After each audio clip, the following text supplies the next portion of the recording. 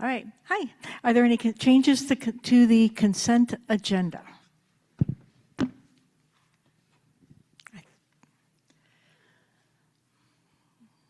Nobody wants to? Okay. That keeps what?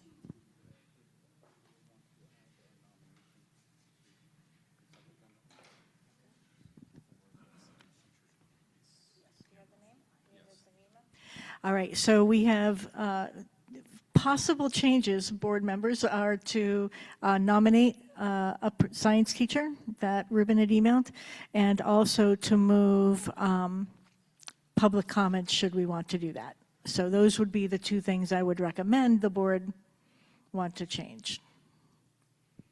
I will make a motion to move the microphone.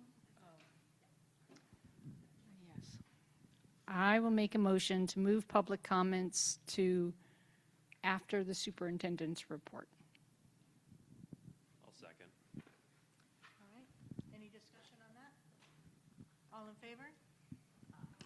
Aye. And is there a motion for the nomination change? That would be, what you're doing is changing the consent agenda to add a nomination. Here, Jerry, go ahead and say that. Do it again. Go ahead.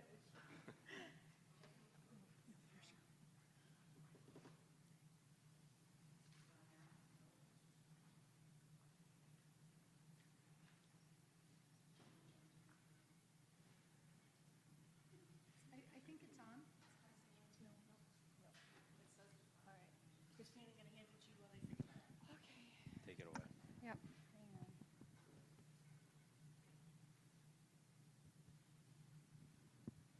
on. I make another motion to add to the consent agenda a nomination.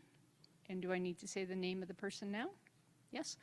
That is Kimberly Galambus. And Sandy seconded that. Any discussion? All in favor, say aye. Okay, opposed, abstain, 700 for both of those motions. So then we are going to our student representative. Welcome, Dante. All right, I am going to bring this right down to you.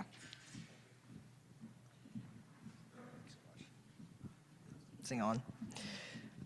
I'll keep it relatively short. There's not too much going on. The middle school is doing a glow dance on April 17th.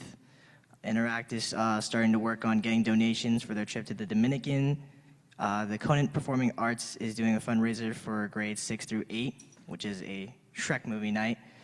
And there's a handful of non-school related activities that are open for students. And there's a summer theater workshop class that's going on at the Park Theater. And they're doing a show, I believe, related to Pinocchio. There's NHDI, which is the New Hampshire Dance Institute. And through the Monadnock Peer Support, there's going to be a Floating Lanterns Festival. And that's about all. Oh, and Career Day is also on Wednesday. Career Day is on Wednesday.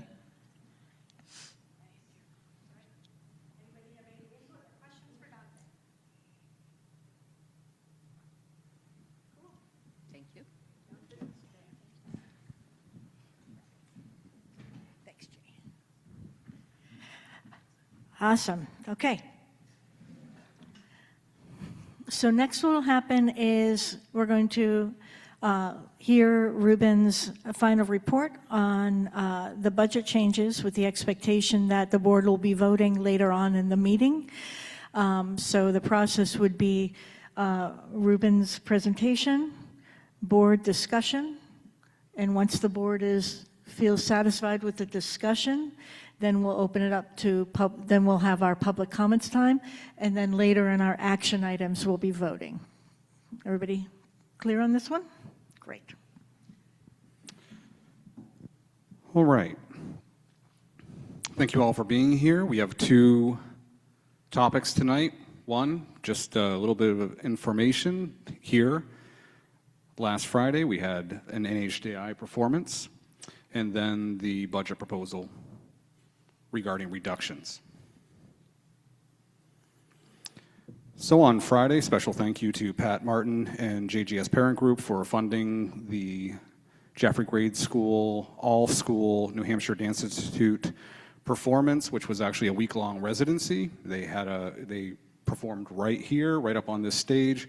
It was wonderful, lots of energy.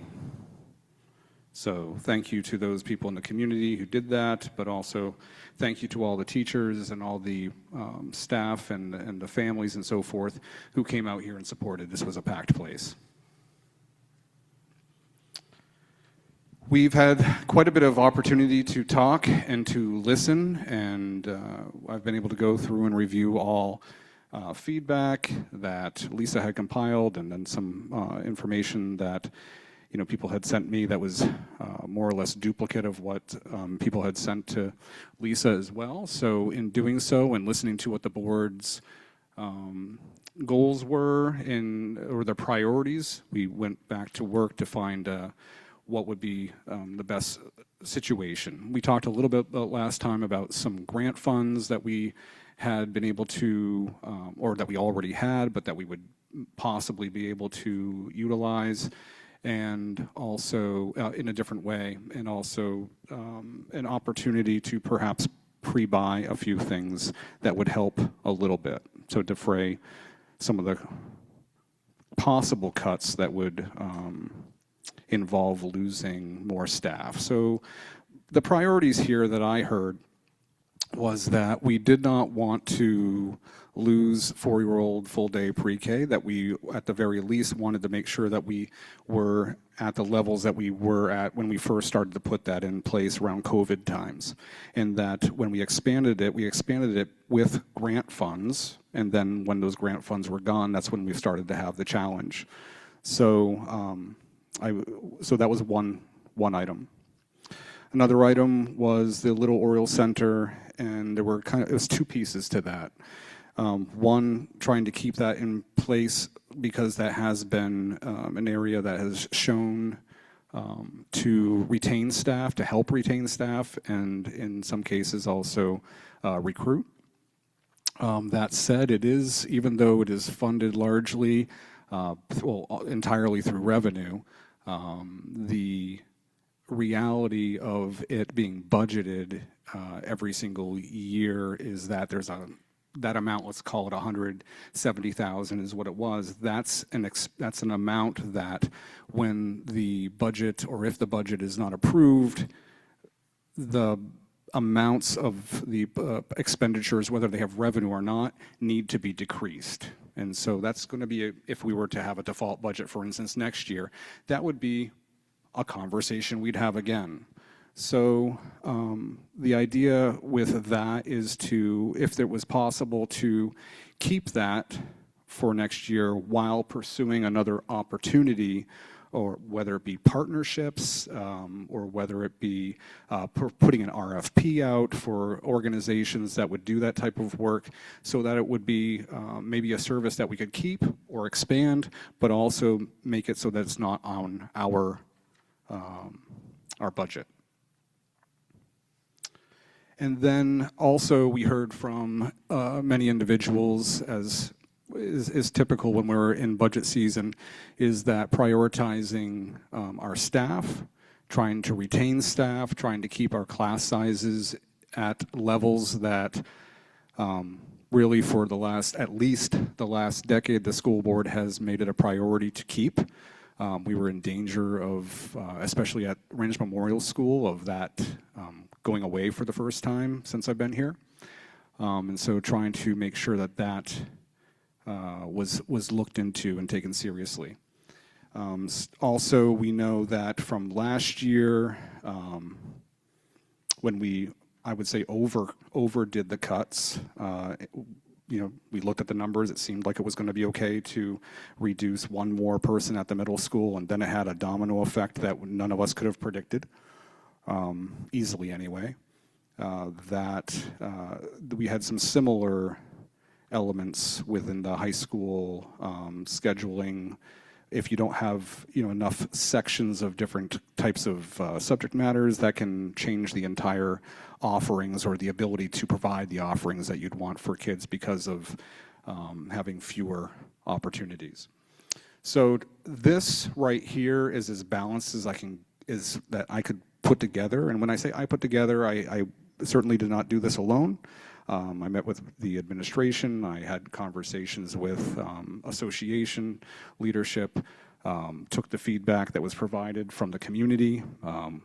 There's another theme within the conversations about looking at partnerships, improving collaboration with town, improving collaboration with community, and also like I said, formalizing partnerships. Now, we've done a pretty good job over the last decade of formalizing quite a few partnerships. We have many examples of that, memorandum of agreements with the town of Jaffrey, memorandum of agreements with Franklin Pierce University. We have 3 of them, actually, with various parts of their organization, with Reality Check and some other places in the nearby and some places in Peterborough and Keene as well that help support us.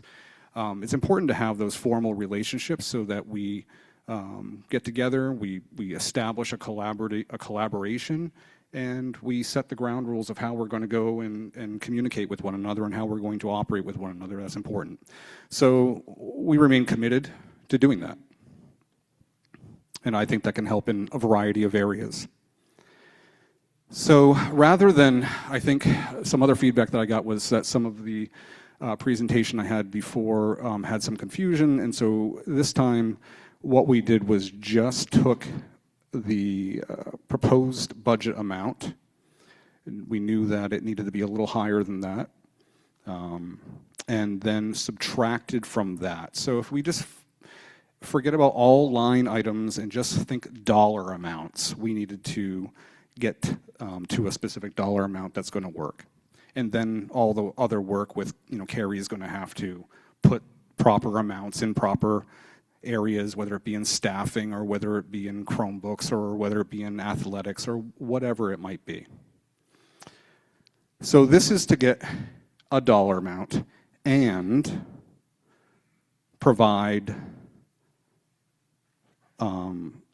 the resources, or at least organize the resources that are already provided to be able to ensure our goals are met. So some of these, or you've seen the majority of these, so quickly I won't spend a lot of time. From the proposed budget, assistant superintendent, assistant principal, athletic trainer, the library media associates, and 1 restorative classroom, which involves associates and the teacher. It is important to note that in this first page, that while the classroom and the position of that classroom would be going away, because an individual may have a special ed certification in there are other places in the budget that person will be able to fit into. So again, making sure that we're not losing staff.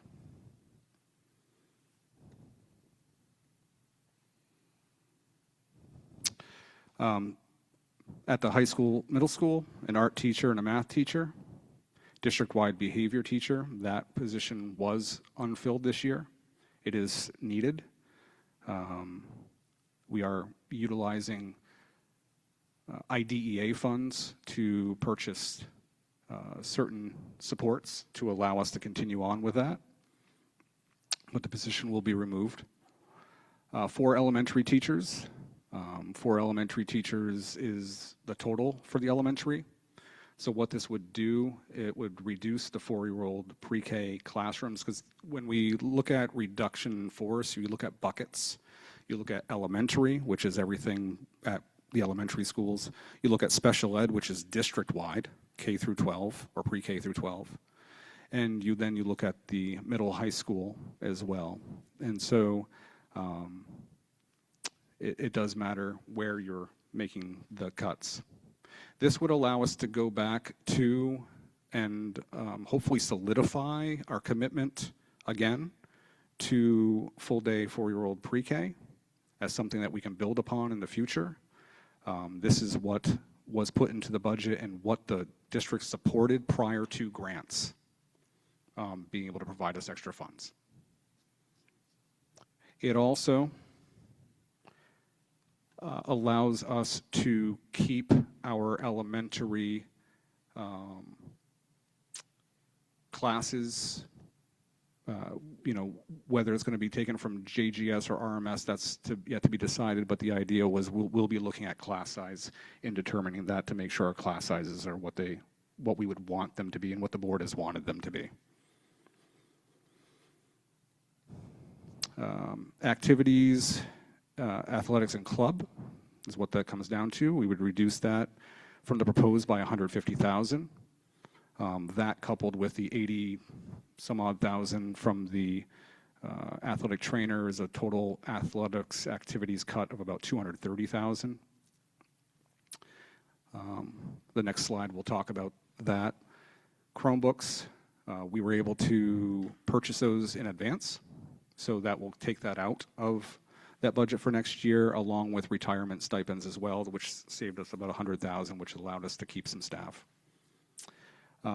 Staff professional development, we didn't wipe that line out because there's some contractual numbers that have to be in there, but we did reduce that. That was something that we hadn't really talked about before. When we were looking at the funds for JGS and RMS and Conant Middle High School and things that I had incorrectly put down as supplies in the past, found out that it was not just, it was supplies, but it was also funds for just about everything else, like field trips and so forth, and we really want to fund the field trips as much as we possibly can. Certainly we can still take donations. And then student services, professional development, and then the reduction of 75,000 from the Little Oriole Center expenditures.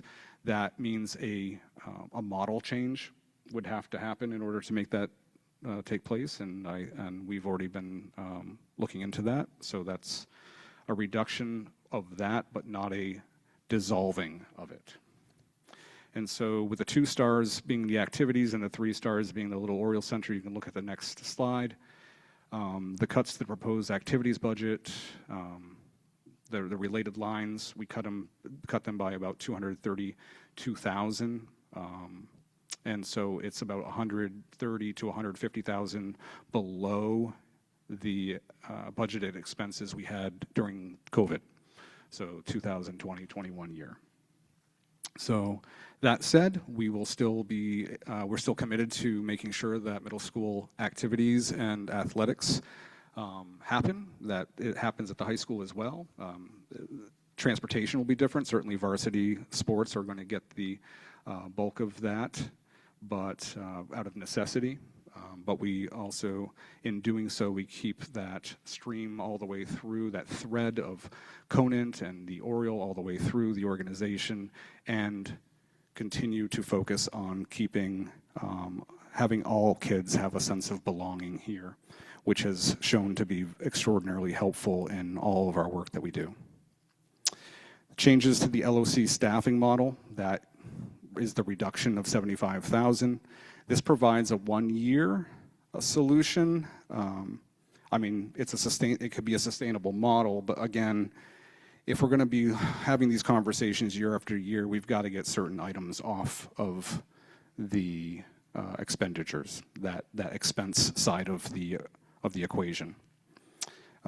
And there may be opportunities. I have been contacted by some groups that we've worked with and got grant money before on early childhood. So I've started to have conversations with them about acquiring more funds. Maybe that would even help us with the growth of pre-K again.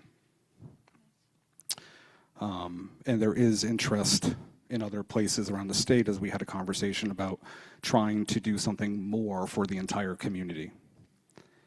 And then a lot of the positions that we were able to not cut, about $300,000 worth of them, really came from, we had acquired and the board will have to accept. but at some point as unanticipated revenue for this year, then it will be anticipated ongoing. Grant funds, federal funds for the SAS, which is Safe and Secure Schools, that opens up $150,000 for us out of that grant to be able to use in a different way with freeing up some funds. And then also IDEA funds is, we will have the ability to use those next year rather than what we were originally thinking, using them this year. So that is helpful. That's the proposal that I have forward. I think it meets all, it's not perfect. It's not what we love, but we didn't get that. And so this keeps everything moving forward.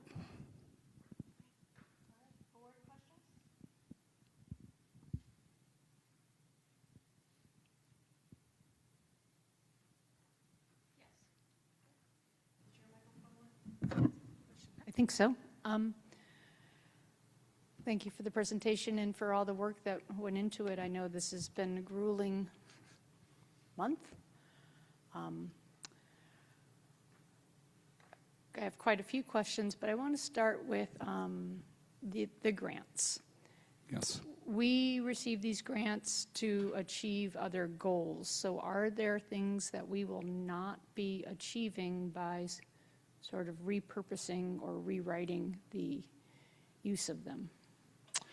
It's not necessarily rewriting the use of, for instance, I'll take the SAS grant. It means repurposing positions to do the work that the grant would want, Okay. which frees open some budgeted funds. We'd have to rewrite positions, things of that nature. It would help us to move forward. We'd accomplish, I mean, it would have been better to have had a structure that was, and have the resources of the structures that we had originally put within the proposed budget. That would allow all of our funds to be used more efficiently and better to get the outcomes that we want. But we have looked at ways of supporting some of these changes, especially in the area of multi-tiered systems of support, behavioral wellness, to continue its work forward so that we can use those funds. So that's not really, it's not changing the use of it. It's, and then IDEA is using it for, I mean, has to be used for student services, funding of positions, and we're keeping some of those positions. Some of those are the ones that we're keeping. For instance, we will keep a sixth grade, what we don't have right now. We had it open all year or for a while, and then I think we stopped looking for it. But we'll have a sixth grade case manager, for instance. That would be paid through a grant. Okay. Yeah. And that's allowing us that to be able to make sure that we're retaining staff. Can you talk a little bit more about how you see the athletic and activities program running with this reduction, especially since varsity will continue to have transportation? Yeah, I mean, I think there's a lot that has to be worked out. It's, this is more of a concept in the sense that, Heather has worked with the administration at the school here to lay out what they believe can work, and I know that they've gone back to the drawing board a couple different times. So I think that whether it is more focused on intramural, so internal to the organization, whether it's partnering with other schools. I know that work is going on right now that Heather's been working on with 2 to 3 other schools in the area to get some middle school partnerships that could help still provide some of the programming that we're having, but just less travel. We won't be traveling across the state or anything like that and spending those funds for transportation.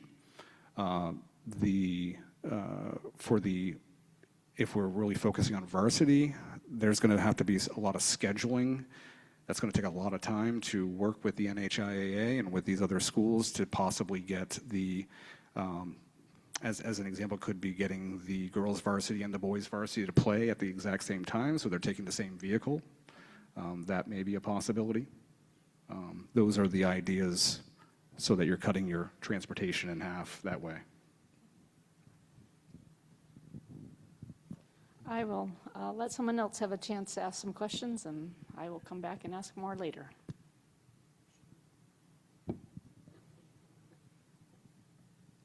Lisa?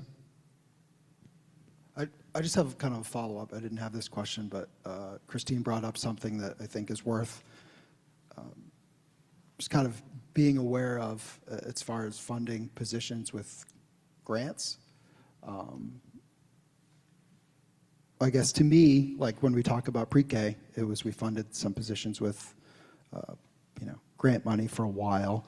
That runs out. These positions are going to be funded with this grant money for a period of time until that money runs out. So I think I just want everyone to understand that's kind of the risk we're taking. It's good use of that money, and that's what it's for. But I think it just stresses the importance of continuing to go after these, to have our infrastructure to go after these grants in order to continue them, or else we'll be in these same situations like we are. We're looking at cutting the positions a couple years later, which isn't a good model to go by. Having a position for a year or two and then having it cut and bringing it back, we want that to be sustainable. So I think everyone just needs to be aware of that. It's a great use of the money, but I think we're kind of forced into behaving that way based on the financial pressures of the district. So that's all. Yes, I think you're absolutely right. Now, IDEA is, that ebbs and flows. We've been fairly consistent with funding year in and year out with that because, that money is, those are like entitlement grants from the federal government. Something like the SAS, that was a competitive grant that we went after. We had received some other grants actually that helped the LOC get off the ground. With the Department of Education and some other groups in the area that we've worked with over the last decade that we've been good partners with. And so we were actually requested, we were asked by the Department of Education to join this effort, and so we did a lot of data sharing, and we wrote some language that would help them, and they were able to get the grant from the federal government. So we're one of five school districts in the state that are accessing this. And so our next round of money is about $288,000 out of that. You'll get that for 4 more years, so this coming year and then 4 more years after that. So just giving you the length of that grant. There are rules with what can be funded, and so half of those funds roughly have to be used for getting outside support and partnerships to come in here to help. And then some of it about half of it can be for staffing purposes. No, I think that's helpful to understand that we're looking at to me it makes sense. If it's 4 years, then it makes sense to use that for staffing, and then we're able to come up with maybe the long-term plan. And things change, right? So, how many times have we gone through changes in the last decade? I've been here a decade, and we have changed our staffing patterns and models and so forth, because you ebb and flow with what your numbers and also the what is being thrown at you from a political standpoint from Concord and from the federal government and so forth. It changes things. Like even this year, we're one of the state of New Hampshire has changed their minimum standards. That shifts our thinking and how we're going to provide education. This school, in particular, Conant Middle High School, where high schools and middle schools are the schools that get hit the most with the needs of the minimum standards. This school just happens to be positioned very well to implement all of the demands of that because we've been doing the work for a long time. So, and we've already done a lot of our shifting structurally.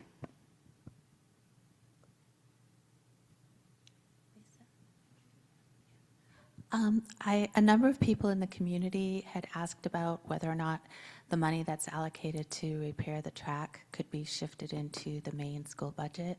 Could you please address that, Ruben? Sure. Yeah, it can't be.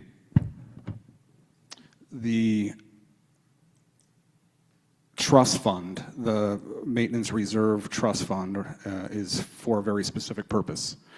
And so the money that was put into that trust fund, which is also the money that the taxpayers put into the trust fund, it's the same location, sorry, that the taxpayers put $350,000 into the trust fund this last go-around, is for the purpose of repair and maintenance and for construction.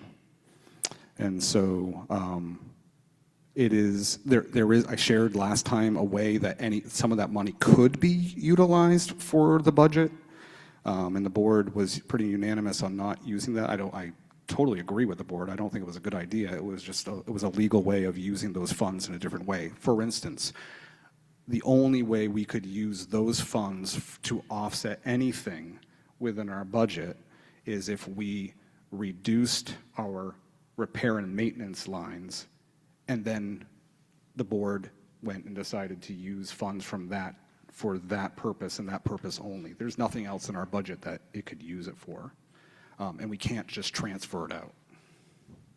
The voters in March vote for that, so the money goes there and only there. And the track, I'll share a little bit of history. The track, when I first got here, was in disrepair. It's a beautiful facility that was let go too long, and to the point where they used to hold the state championships here for the division. And then I think the year before I got here, that had been taken away because of the condition of the track. We did some patchwork. We also, a couple years later, did a general resurfacing of it. That is kind of a one-time fix for about 6 years, 8 years, 6 to 8. And then the next go around was to now not just resurface it, but actually take it down all the way. We do not have to, because it is,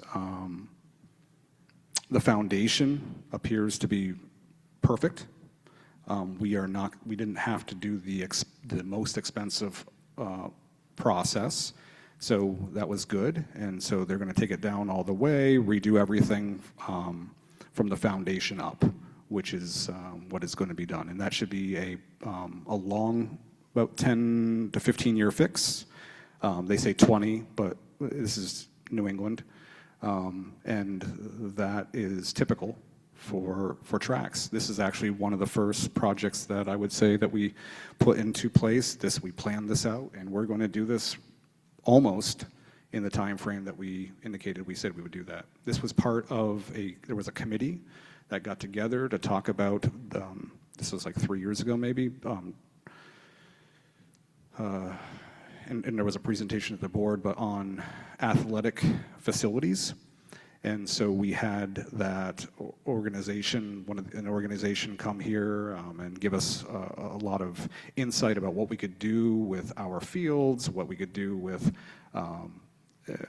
our track and so forth, and we were following the guidance that they provided. Contacted the organization that did the track in the first place. They had done work with that particular organization, and they were able to come in $300,000 underneath what we were quoted as probably needing to set aside. And Ruben, that price also includes things like the mats and moving the fence, isn't that correct? We would have to use the fence we're looking into right now. We do have to move part of the fence because of where the pole vaulting is. It really shouldn't have ever been put there, and we have only been recently using pole vaulting on a regular basis. So it's when we went out and surveyed it, there was a discussion that we had about the closeness of that fence. And so I'm actually going to get updated on Thursday about that fence, because we might just actually take pieces out for this season and then rework it. But we do have the mats. It was stated here in the early, I don't know, was it October, November, that these mats were not ideal for a lot of reasons. We can go back to the minutes on that one with a discussion. And so we looked for the funding for that because it was a safety issue. is what it really came down to. That discussion was not about just how things looked, but regarding actually whether they were safe or not. And so Heather went and got 3 quotes, found the ones that would be best for our school district. We got very good pricing from one organization and what was not necessarily the preferred vendor. She went back and we were able to get the preferred vendor down to the other price, and so we got them for, we got very nice equipment for a lot less than I had anticipated. Now our track organization that's coming in to do the work, they had quoted us something about 3 times as much. They did sound like they were pretty cool. They had really neat systems involved, but we did not get those.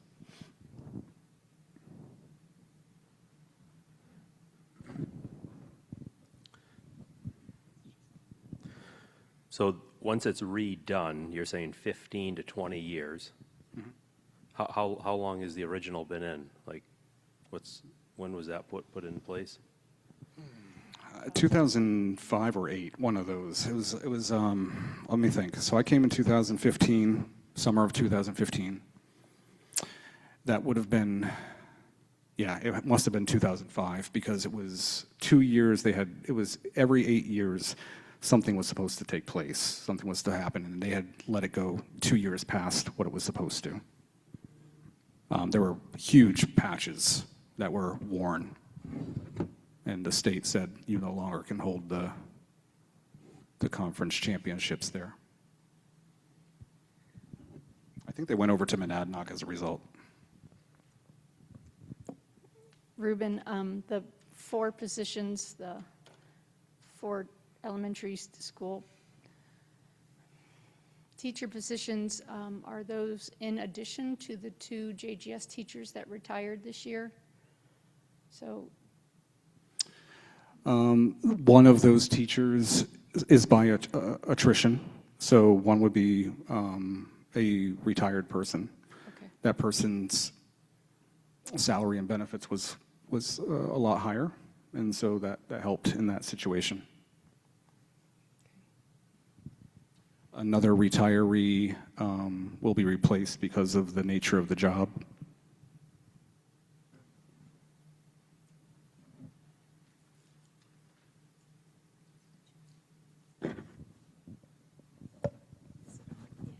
It's on? Okay. So, Ruben, a couple things. So the difference between the proposed budget and the default, we needed to come out with 1.508. I've added this twice, and these deductions come to 1.612, so 1,612,000. So you still have, we didn't quite have to take all of it out, I guess. So in questioning that, I'm wondering if I got a couple concerns about how important the restorative classroom is, if any portion of that could be put in. My other concern is for the CMHS math teacher, since we keep hearing about proficiencies, that if we wanted to put that back in. The other concern I have is that it's looking like our activities budget is half of what it was in 2021.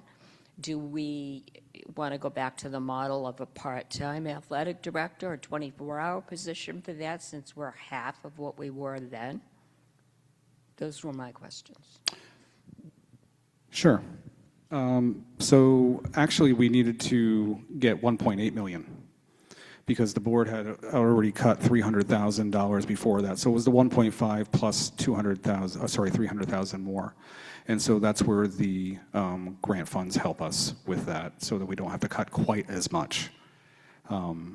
The restorative classroom is,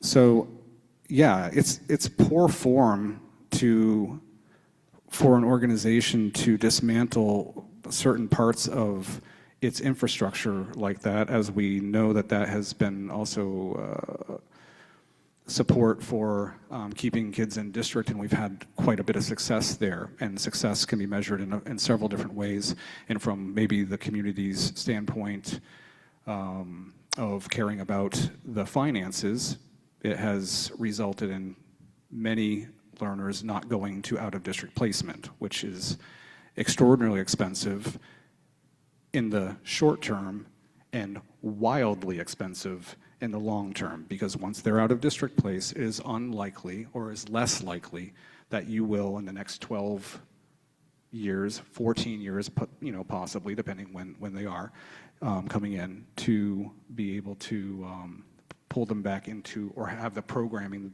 good, strong enough and necessary enough in order to bring them back in.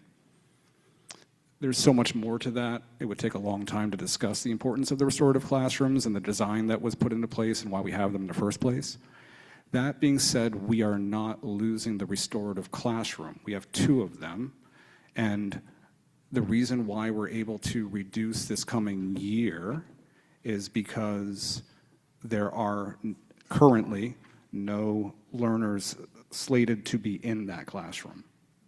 So that is why we can save for this year by year, that amount of money. And that's a substantial amount of money.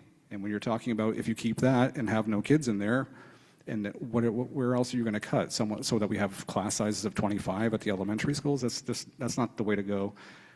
I think, and if there's certain things we talked about last time, if you add more programming, you need to add the support for the programming. We saw this year when we put athletics and activities back in at full force, which was great, and we had a great year.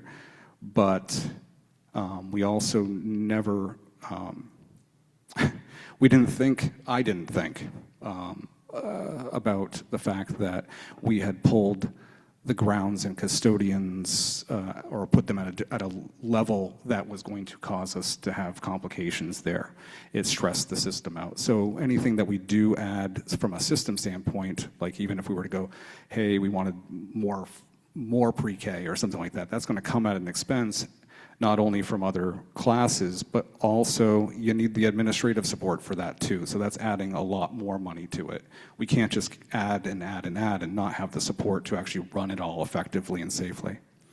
Math, it's,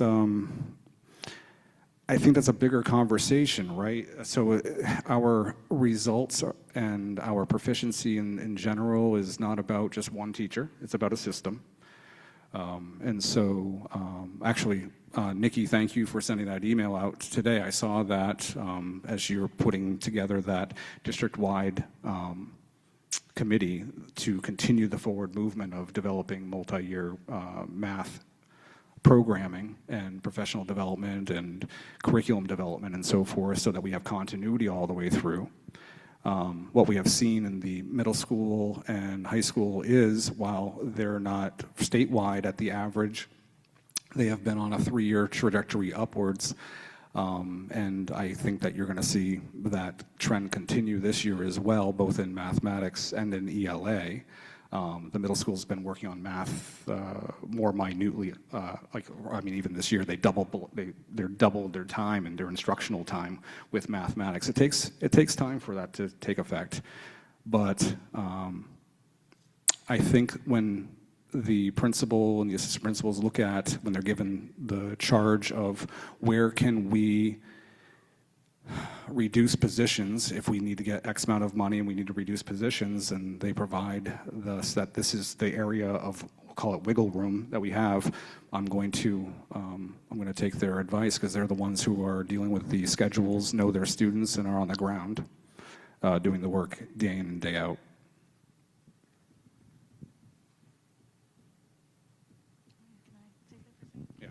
And Sandy, you came onto the board after we had the restorative classroom started for a year or two. In the first year, it saved the district over $600,000 in not having students have to leave to go to out of district placement. It was wild. So this has been an incredible gift to be able to keep the kids in the community, with their peers and their neighbors. But also, it saved the district so much money having this and not having that. So that was a cool thing. Yeah, so it looks like we're in good shape this year, so it's just a yearly kind of thing. Yeah, it's similar to the concept of having pre-K go in half, right? You're keeping the programming, you can build it back in. Let's get it in the default budget. Let's pass a budget. Let's get it all in the default budget and then build. And that's the process for doing that. I go back just as to your point, Sandy, if you were here, and maybe I'm fortunate because I know each and every one of these children who's in those classrooms. And so it was wonderful to see all of those children who wouldn't otherwise be, first of all, in the community, but with their typical peers, doing, their schoolwork or activities or anything like that, up on stage and performing with everyone else. And it was truly amazing to see them perform and just, it was great just giving them all high fives as they were walking around, and they were so proud of themselves. And I guess I'd like to speak to, if I could, your mention of the part-time athletic director, because that did come up with the board members before in the community.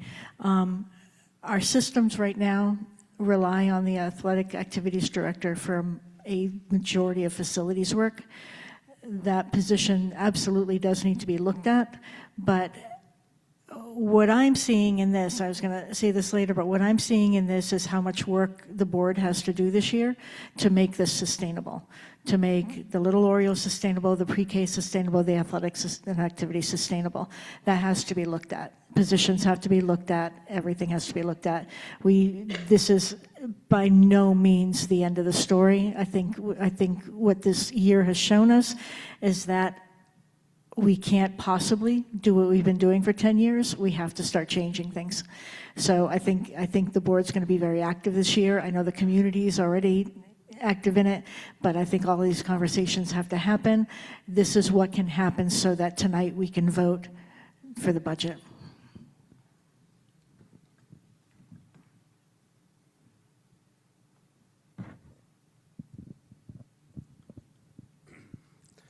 I agree with Sandy. I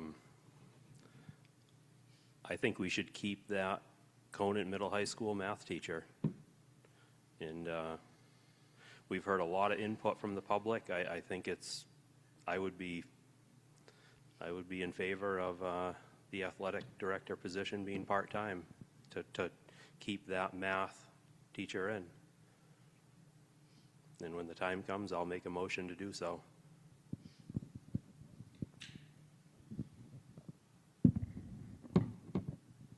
I've been holding back because I don't always want to be harping on the subject of math and English language being so essential for the kids to achieve their dreams. And I think a bigger emphasis needs to be put on math, and I agree with Sandy and Jared that the math teacher should be a priority to stay.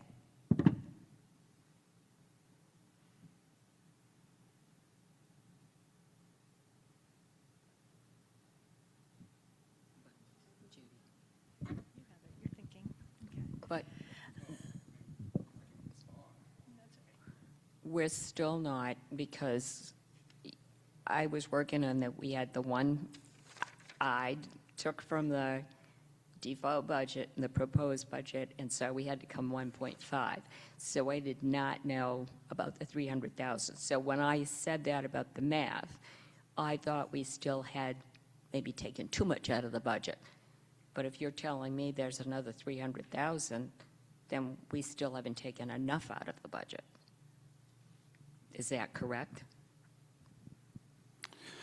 We are able to utilize grant funds to be able to make up the difference, and that's what I'm saying. We didn't, that's, I mean, I don't know how else, that's just what it is. You're using federal dollars to pay for other positions. I think what I would suggest with this line of thinking, because we can make some decisions, again, that have ripple effects that are unanticipated, it would be wise, it would be my opinion, the board can choose as what it wants to do, but I think you need to hear from the school administration who's put together these proposals, or this part of the proposal, not that they wanted any of these cut, to speak to some of these,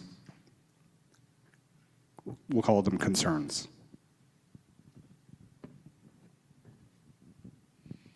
I guess I truly am concerned that this line of thought tonight, because we've had previous meetings where the board has not been this specific on a specific role. Well, tonight's the night, but tonight's the decision night. It's not the planning night. So are you saying that, so first of all, a part-time position for a full-time position isn't the math. So it would be cutting the positions. It's not a one, it's a 1-to-1, not 1-to-0.5. So putting a full-time position to half-time doesn't get us a math teacher. So I'm confused about that math.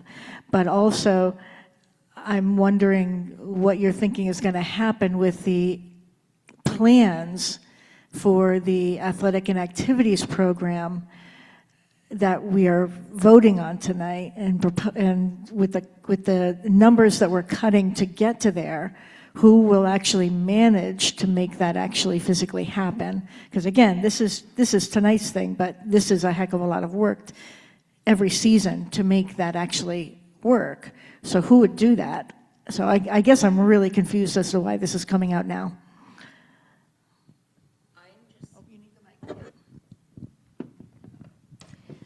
I just went through the numbers because I'm a numbers person, and it looked like we had taken out too much out of the budget.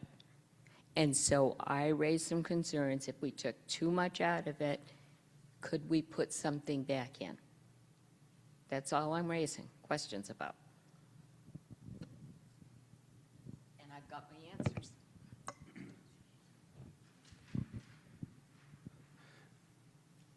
I believe it wasn't that many years ago, the athletic director position was part-time. So going back to part-time to replace this math teacher is what I'm in favor of. So I do think it would be good to ask the building administration to speak to that. I will remind the board that you actually had 2 full-time positions back in COVID timeframes doing that work.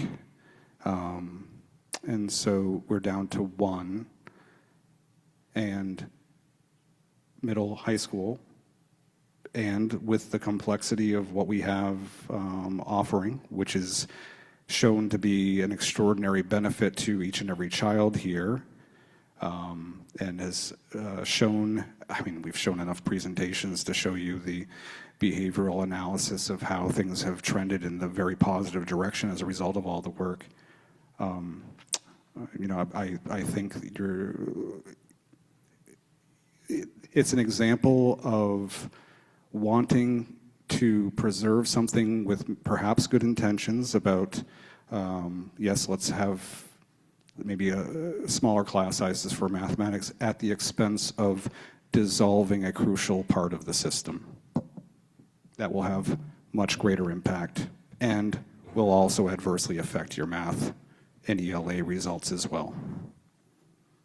That's my thoughts. I do think that it would be wise, because of the direction of shift in this conversation, that the school that's going to be most impacted by it should say something. I hear that. I'm at this point, I would like to not have that happen at this point for this meeting, but that might change, and the board can decide that too.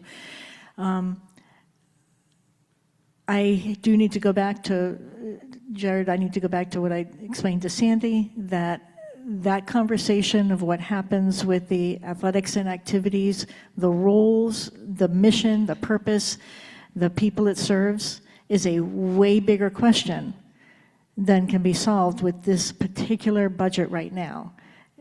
Everything is going to be, and it's all moving parts, and this conversation has to continue, and absolutely will. I mean, the work to make this actually happen is going to be exhaustive. When you're, I just got to really caution anybody who thinks it'll be good to go back to a previous time. The state exponentially decreased from 2011 on. I think at this point by 20 to 25% decrease of what it is funding the schools. We had more available. We could do more, and now it's just on us. But being just on us, we are a small community that really has been listening to the community on what the kids need, how to keep them in school, how to keep them engaged, how to keep them so that they want to be in our spaces with our people. So this is a big question. We're going to have to deal with it. Tonight's not the night to say, well, let's cut one position and find another way to do everything.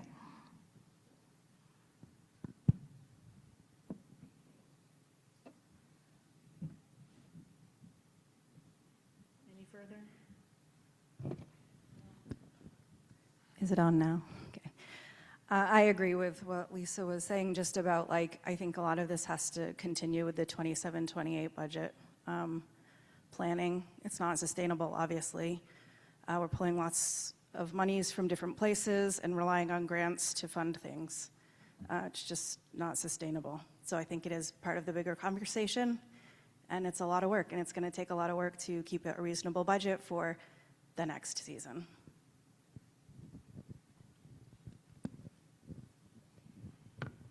All right, any further questions on Ruben's proposal?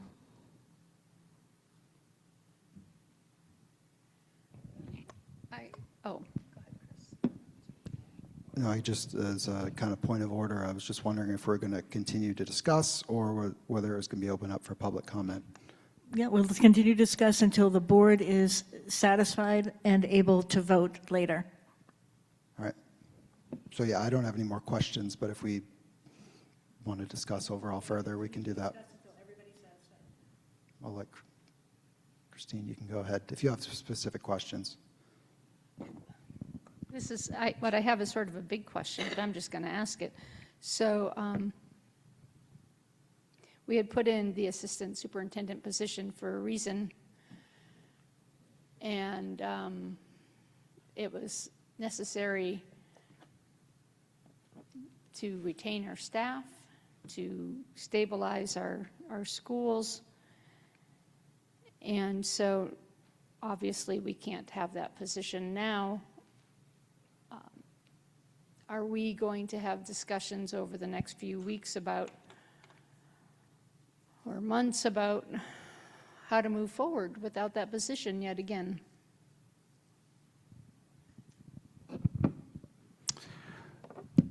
So so for those who don't know the makeup of the SAU, I think that's important because we sit here and go, why would a school district this size need an assistant superintendent? It might not, the way it would typically be developed, but there are many pieces that the SAU does not have that most school districts would have because they're important to the functionality of a well-run system. So the idea with that was to realize, okay, we don't have a facilities director, we don't have a curriculum director, there are some other areas that are lower but we're doing okay. Is there something that we can do to maybe not get two positions back, but maybe, put some of that work into an area, one position that would then also be able to help with our transitions in the future from a leadership standpoint. When you develop a system, you want to continue to keep things rolling and moving in a really positive direction. So without that position, we stay in the same situation.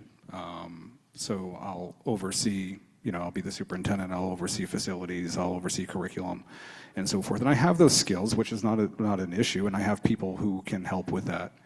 And we spread things out, and people keep on taking on more, which is unsustainable. But we're certainly not going to let the kids have a system that's not best for them. So I think that the conversation around finances here, this is just an important evening to take the next step. There's also more work that has to go on. We'll talk with the board about, are there possibilities of looking at negotiations for early retirement? Is that a possibility?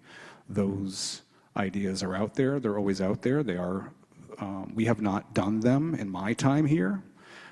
Certainly other districts in the areas have done that, and you can save money that way, and also sometimes positions. That's one avenue, and that will help with sustainability.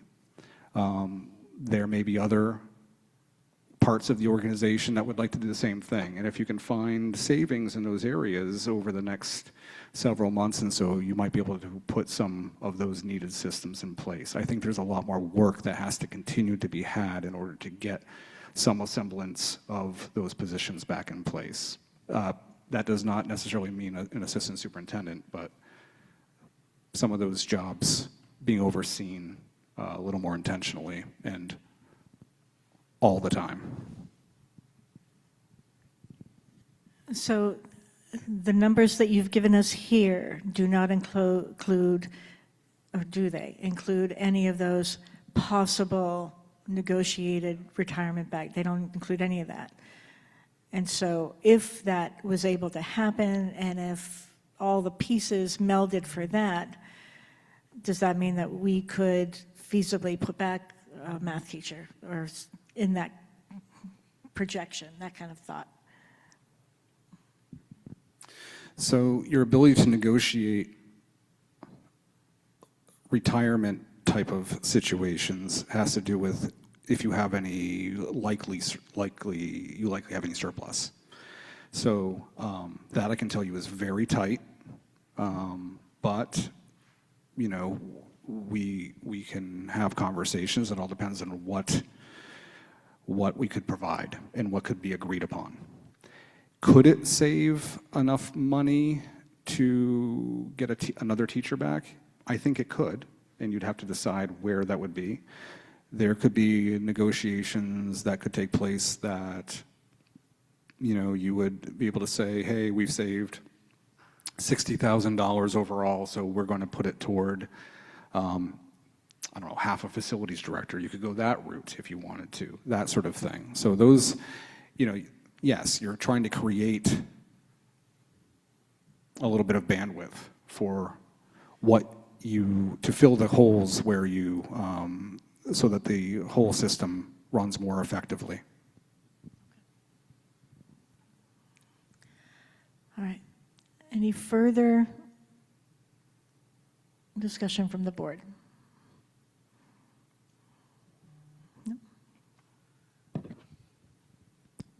Yeah, I guess before we, and assuming we'll go to public comments after this, I'd just like to explain a little bit about kind of what I'm thinking and why. I think that the why is important for all of us to explain, I think, as well as we could for transparency purposes, right? I think this process can be difficult, and I'd just like to take some time to do that. I see this proposal as a true compromise. It does have real consequences. I do agree with the approach. Instead of eliminating any one program, we're scaling back several, right? We're taking pre-K, Little Orioles, restorative classroom, and valuable staffing things and scaling them back, but keeping programs and opportunities alive, at least in some form. I think that's a smart way to do things. it does mean fewer opportunities, right? I think we all need to recognize that, and that we're going to be losing a lot of valuable, I don't know what's the total number of staff members that we're losing, but it's going to be, quite a bit, and everyone is important. And I think what we're seeing here is like this is a forced compromise, really. We're all sitting here being forced to make a compromise that many of us don't want to make, including, probably the majority of the audience. And I don't know, everyone's probably going to be unsatisfied with this, and I think was probably the inevitable outcome of doing this, right? And a lot of times the right compromise leaves everyone generally pretty unhappy, especially if it's forced. And I see that there's people frustrated that probably don't see their views reflected in this plan. This wouldn't be, if Chris Ratcliffe were to design this plan, it wouldn't be this, exact plan.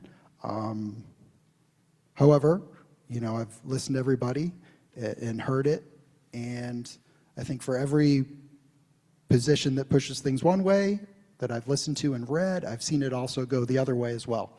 So that tells me that this isn't really something that we're going to resolve, in a budget crunch 4-week type activity. There's deeper issues here that I think we all need to acknowledge, and I do agree with that approach of, having those discussions, not in this kind of forced 4-week environment where, we really haven't had, this is the most in-depth discussion that we've had about these things, and it's, we're hours from or minutes from making the decision. I don't feel comfortable that we've had those in-depth discussions in order to make major changes to the system. Maybe we should have, we didn't, and that's kind of where I stand. And I think there's no real clean way for the board to do this. I think, we're balancing cost, public input, transparency, privacy, administrator judgment.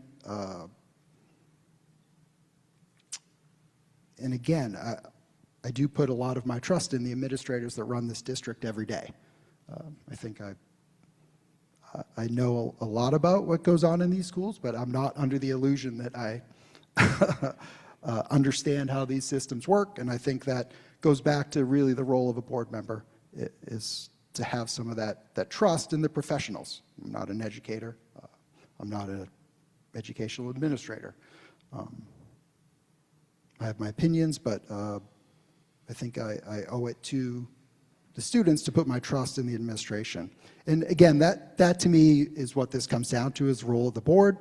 I see it as to set direction and act as stewards of the district in support of our established vision and goals, and not to draw up org charts or manage the day-to-day operations. I think I probably used to try to be a little bit more hands-on, but I've come to understand that that's the role of the board, and we rely on the superintendent and administration to lead it, and it's our responsibility to hold them accountable. That's really the way it works. And the broader questions that we're hearing about programs, priorities, and the direction, I think they're all valid, and I don't think anybody here is saying that they're not valid concerns that need to be addressed. But I think that should be done through a very collaborative, strategic design process if we're going to change, our vision and make decisions that go against, the current vision of the district. I think that needs to be a longer, more thought out, transparent process. And from what I'm hearing is and I've heard from you, Lisa, that's your intent to start leading that, and I totally agree. I also think it's a dangerous, maybe that's too strong of a word, I think the wrong precedent to set to, possibly be targeting certain positions or people as part of a board budget crunch. That isn't the role of the board, to be looking at certain positions or people and, making budget changes in order to facilitate that. I think from the beginning, the role of the board is to work with the superintendent to evaluate the superintendent and to be sure that the superintendent is evaluating as a system to evaluate everyone in the district. So I really want to, I'm not saying we're doing that, but I think we should be careful not to be doing that if that's the intent with some of these changes. And I've probably gone on, I always go on a little bit longer than I intend to, but again, I think it's important for transparency, for at least me to know that I've said what I have to say. I do believe that all of these programs, even the ones, right, we're not discussing, they really matter. The voters are clear that the spending needs to come down. I think from the tone I hear that we all understand that. I don't think, I think the tone last year was maybe a little bit more, was different. I think we're all confident that we could get funding back and return to a different level. I don't feel that way now. I think we need to make a major shift, and that's the reality of where we are right now. And for that reason, I, currently plan on supporting, this proposal that was developed by the administration, and we've had plenty of time to provide input on that, modify it, and that's, I am also interested in hearing more from the public, but that's kind of where I stand right now.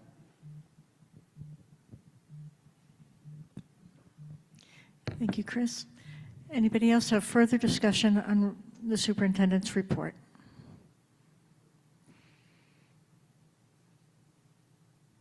Okay, we'll open up the public comments. Ruben, would you please put the policy up on the screen? We will keep public comments to 2 minutes each. I'll just time it on my computer.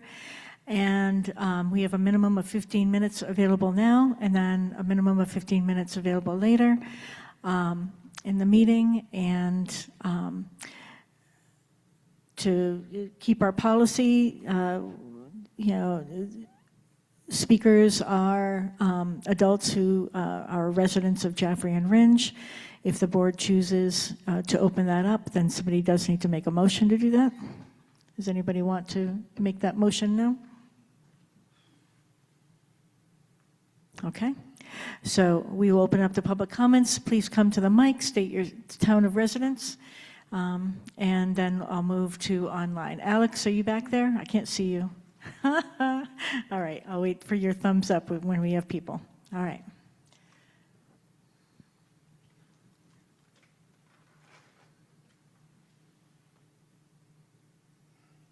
Okay, Alex, anybody online want to speak? Yes, go ahead. Please state your name and town of residence. Pat Martin. Hi, can you try again?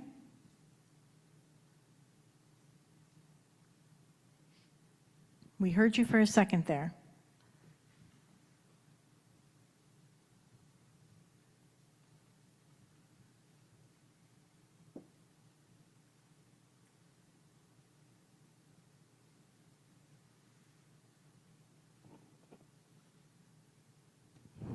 Nothing, Alex? Let me try again. Yes, perfect. Go ahead. Okay. Pat Martin from Ringe.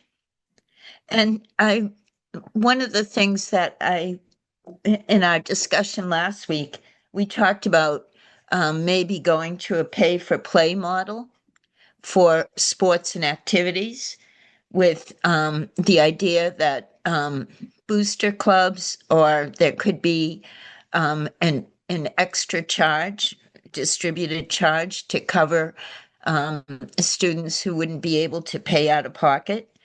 My thought about this is that it would be fair in the sense that, all sports and activities are open to the community, whether or not you attend the school. And this would be a way of asking the whole community to help support these activities, meaning, students from other schools. And it would take some of the burden, it would be an attempt to take some of the burden off, taxpayers who struggle. And I wonder why that was not considered. Okay, thank you. Yeah, that's great. So it's not that it's not considered, it's that is absolutely something that will be considered. As we are moving forward in figuring out how to fully fund our athletics and activities, we are absolutely looking at that option, at community partnerships, at school partnerships. All of these things are on the table. There was no way to do that in the less than 1 month that we have to hire people and to find $1.8 million. So it's not that it's not on the table, Pat. These things are absolutely all still on the table. There's a massive amount of work we have to do. Thank you for that.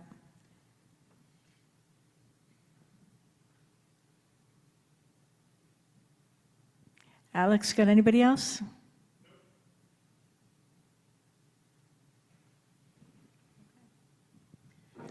All right, then we will move on to our consent agenda.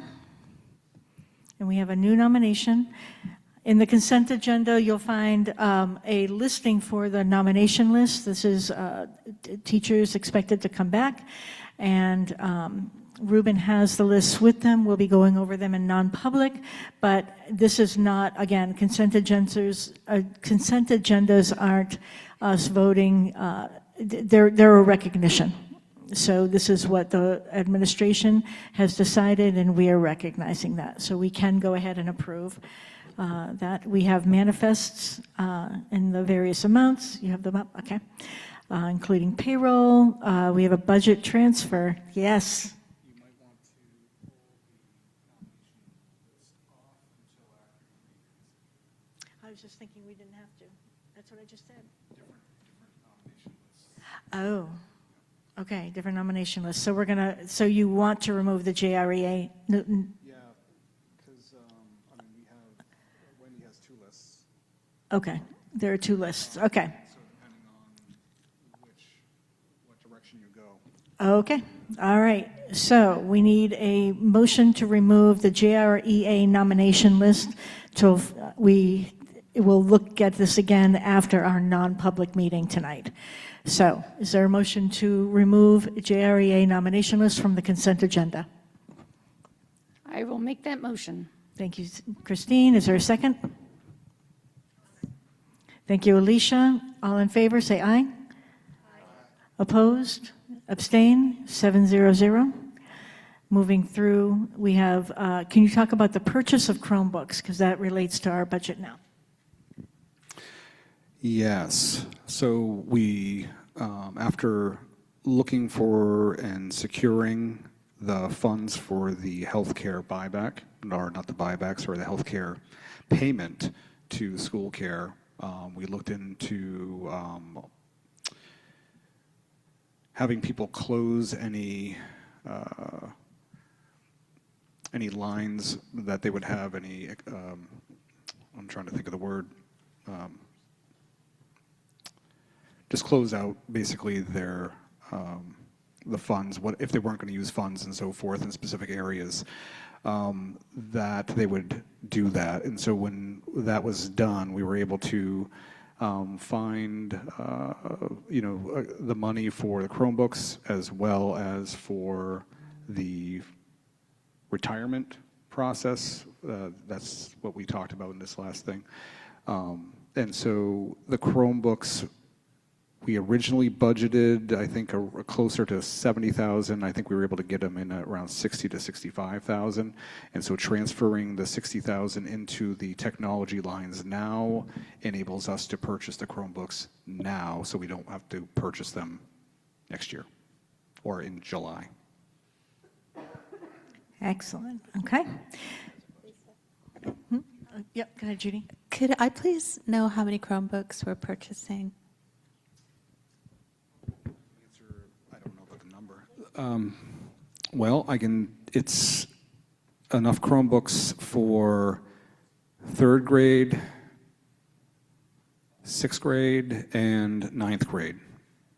All learners in those grade levels. So would that be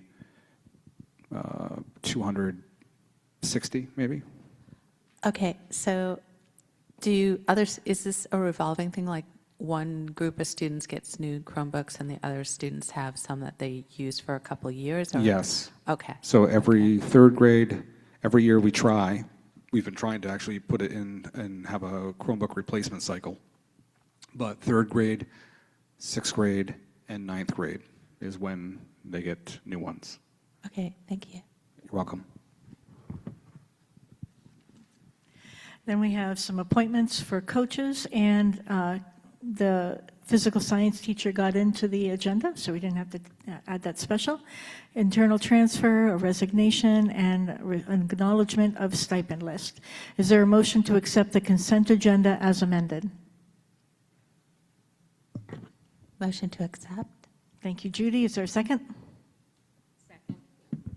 Thank you, Sandy. Any discussion? All in favor say aye. Aye. Opposed? Abstain? Passes 700. Okay, we have minutes from our March 16th non-public and the minutes from the March 16th public. I think we can probably do those together. We were all here for those. So is there a motion to approve the minutes for March 16th? I will make that motion. Thank you, Christine. Is there a second? Thank you, Jared. Any discussion? All in favor say aye. Aye. Opposed? Abstain? Passes 700. We have some action items that could take a little time, I hear. Yeah. Okay. So why don't we go with the one that will probably take the longest amount of time, and well, maybe it won't. We had 3 snow days this year, and so annually we take a look at what we're going to do at the end of the year. And typically we are committed to keeping graduation on the same day that we have planned for it to be on. Sometimes the board adds all the days, sometimes not all of them. Contractually, the JREA has a certain number of days, and then the JRSSA has a certain number of days and so forth for the adults to be in school, working.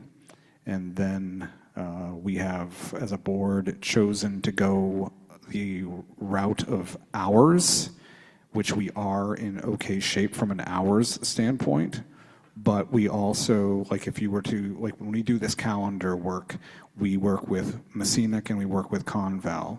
All of us have different numbers of days. Conval has the traditional 180 days. So if you are on a day's schedule, you would be doing 180. We do 177. So we have 3 days already less than, a neighboring district. And so we typically do not promote shortchanging our learners from having school. And so that's why we've put, at least for discussion purposes, adding those 3 days on, which would change the last day from the 17th to the 22nd, which is the next Monday. Understanding, of course, that that may be challenging for some.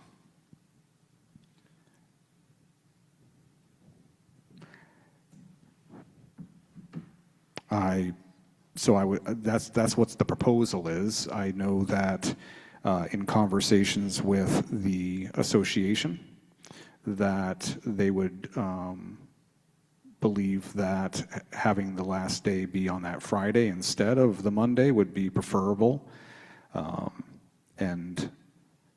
So that's the thought process there. And if there is a need for any sort of trade-off, I think the board, in looking at the next year's calendar, has already indicated to some extent that they didn't want the Friday before Memorial Day, so that could be a conversation piece that we could have. Or we could just, the board can say the 19th is the final day. We'll do a half day on Friday instead of Monday. That's also a possibility. I shouldn't talk first, but I want to. So if we said the 22nd needed to be a school day, currently it is not a school day, correct? Currently it is not a school. Currently the 18th, 19th, and 22nd were not scheduled to be school days. But we had Memorial Day? 22nd of May, yes, that is not a school day for this calendar. So if we made that a school day, then feasibly we could say the 19th and make the 19th a half day and not make it a really big, it wouldn't, legally we'd still be in bounds, right? I'll talk to you about this afterwards. Is the 19th a federal holiday? It's So- federal, but I happen to know that state employees don't have it off, so that's just some feedback I've learned about. It is. The school board in the past year, or maybe it's even been 2 years, I'm not sure, has had the 19th be, has had it off. So if we didn't have school on May the 22nd, could we then end on June the 18th? You can. You have enough hours to do so. Again, you know, from my standpoint, it's challenging to, take days off of a school year, especially with so much of the conversation being about kids learning, being engaged, being actively involved in their education. This year's themes have been English language arts and mathematics. So, I think that as a school board, whatever the decision is, the message of school is important is the key. My vote would be just let them out on the 18th. I mean, let them out on the 18th. They're going to be hot. They're wanting to get out. They're excited to start the summer. That's my opinion. Full day or half day on the 18th? Full. Alicia, you want to go? No. I was going to say. We're on the board now. If we were to take away the May 22nd, if we were to put that back as a school day, we'd be adding back a school day. So I feel like it's a good compromise where you're not eliminating too many school days at the end of the year. Okay, so what we have on the table is making the 22nd, the Friday before Memorial Day, a full school day, and having school on the 18th. And how many would just informally, how many would agree with that on school on the 18th is the last day? Let's just do it informal on that one. All right, let's do an informal for full day or half day. How many want the 18th to be a full day? Okay, cool. All right, are we ready to do a formal vote on this? Okay, who would like to make a motion? And the motion would be to remove the no school day on May 22nd and to commit to June 18th, pending further snow days, which we know can happen, and then we'll revisit this. But the final day would be June 18th as a full day of school. So we would need a motion. I'll make the motion to eliminate the May 22nd date, put it back onto the calendar as a full day of school, and then make June 18th the last full day of school. Is there a second? Sandy seconded. Thank you. Any further discussion? Okay, so all in favor, say aye. Opposed? Abstain? Passes 700.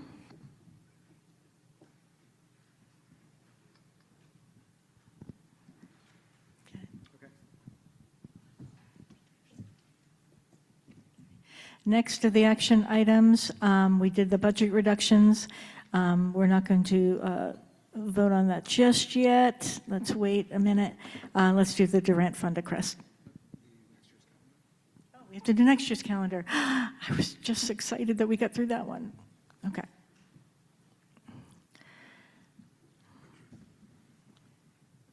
All right. All I'm looking at is Christmas. So there's not a lot of difference from when we presented this the last time. This was an awkward year because of when, the lateness, I should say, of Labor Day, when it falls. And also our need to have as many days in a row of professional development as possible to make sure that we kick off our math professional development and our math planning, this is kind of the beginning of a multi-year planning event to take place early on in the school year. So that's why the 8th and the 9th of October are chosen, just for people who haven't been a part of this conversation. And also there will be 2 days in those first few days in August that we would also be doing something called OGAP math training as well. We need a total of 4 days of that training to take place. So it's a little bit different than what we've done perhaps in the last several years from that standpoint. The beginning of the year looks very similar from a staffing standpoint as to when things start, but we don't have that typical 2, 3, 4, or that staggered approach into the beginning of the year. The desire was to not go as late, so to end it as soon as we can and let people out. We were going to come back in similar on the 14th, I think it was, the following week, and Lisa said, come on. And I said, okay. But I do think, you know, we did in conversation going back as our negotiated units suggest or state that we need to. We go back and forth to our Teachers Association and get more feedback after each iteration of the calendar. And I believe they had the same line of thinking that I think Conval ended up doing, which is not having a half day on the 23rd, but making the 23rd a full day off at the December break. So originally I had proposed going to school all the way up to basically Christmas Eve on the 24th, and that was a conversation with all 3 schools. I think that at least one of them has changed that thought process, and it's a desire for this school district as well to do the same and not have a half day on the 23rd, but have the full day off.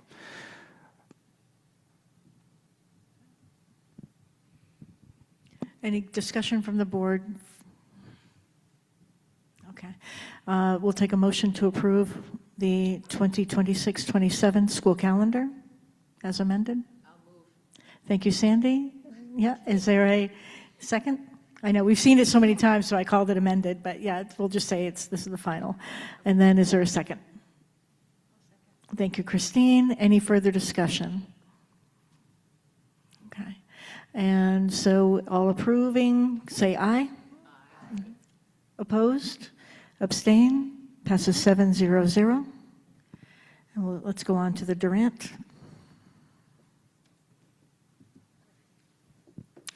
So Principal David Dustin, Conant Middle High School, is requesting some extra funds from the Durant Fund, which uses the I believe the interest of this trust, and it has to do with paying for the remainder of the kiln work that was done in the art room. Earlier this year, they had purchased the kiln already. We had, there was quite a bit of electrical work that needed to be done in order to put that into place, and so he's requesting the release of $1,154.35 to go back into the budget for the completion of this work.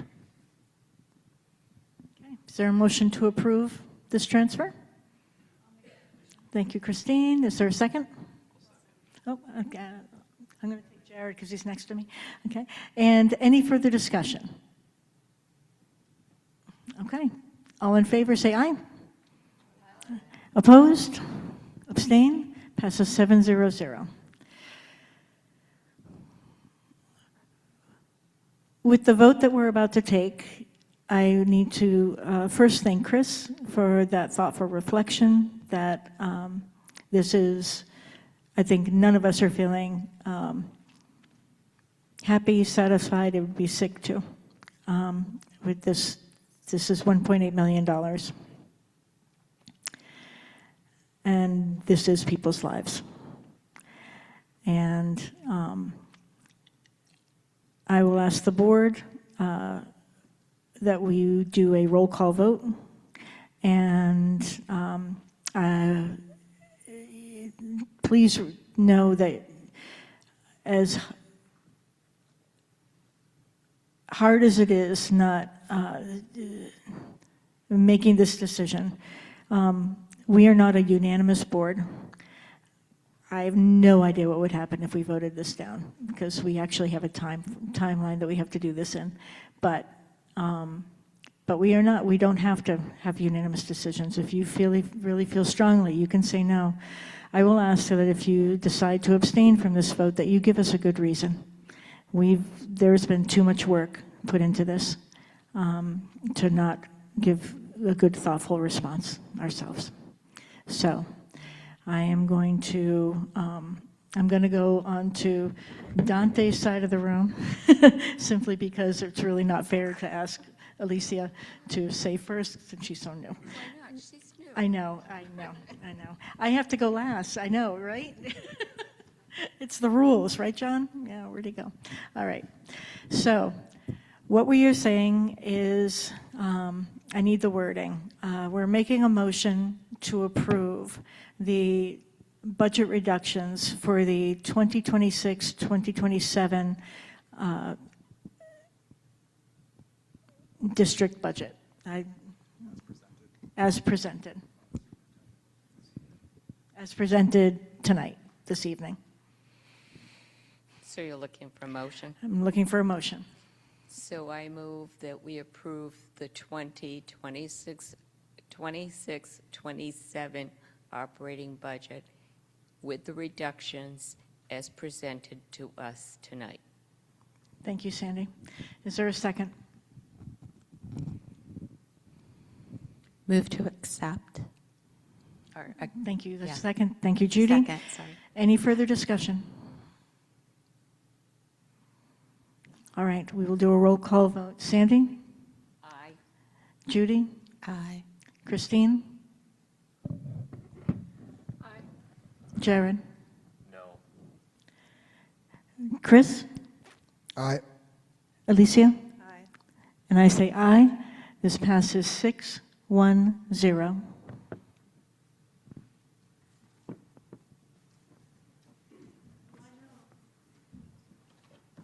I already stated. Yeah, and he doesn't have to answer that. From the community, we're not answering questions but I asked for a response if there was an abstention.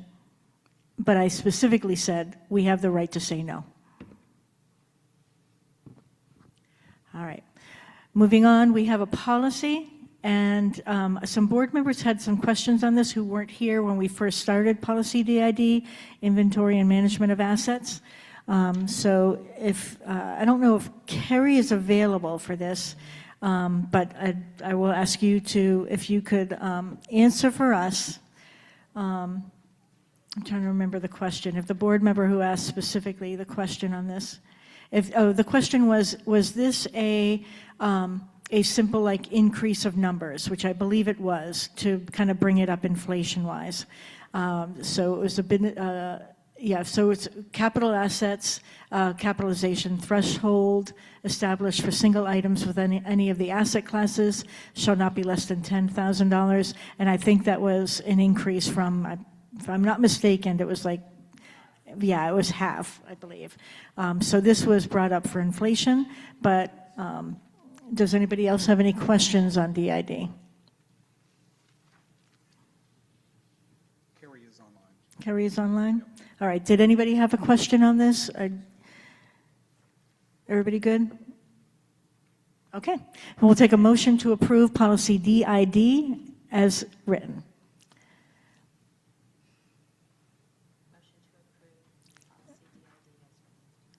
Thank you, Judy. Is there a second? Thank you, Sandy. Any discussion? All right. All in favor of approving policy DID, say aye. Opposed? Abstain? Passes 7-0-0. Okay. We are on to public comments number 2. We have a minimum of 15 minutes available. And, we'll keep with the same unless the board changes their mind, we'll keep it the same policy that we've had. I would like to make a motion to let students and staff who live out of the district speak. Okay, Christine's made the motion. Is there a second to that motion? Chris seconded it. Thank you for that. So now we will go to a vote. All in favor of allowing students or staff out of district to speak at public comments, say aye. Actually, I think we're going to need to do hand raise for this one. I'm sorry. All right. So all in favor of doing that, we're going to raise hands if you approve having students and public outside speak. So go ahead and raise your hands if you're saying aye. 3 and no. Okay, to 4. Okay, so that fails. All right. So that was 3 yays, 4 noes. I need for that vote. All right. So for public comments, again, come up to the microphone, and Alex, you'll tell me if anybody is online. Great. Okay, there's one person. Okay, well, hang on. Let's see if there's anybody on the floor first.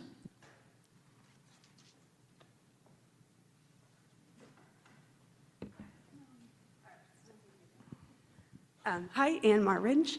I'm just wondering, traditionally, previous years, the preschools gotten out earlier? What, the end of the day, the end of the year, the preschool ends earlier? I was just wondering what the plan was for this year. I think I can answer that. The preschool doesn't follow our same restrictions for school hours, I believe. So I think that that's a principal and administration call. So I don't have that answer, but I don't think they follow, like, we don't have the same hours necessary. So I think that's going to be a principal call on that.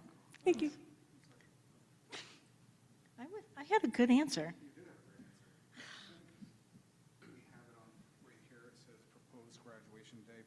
Pre-K. The last day of pre-K is on the 12th. Okay.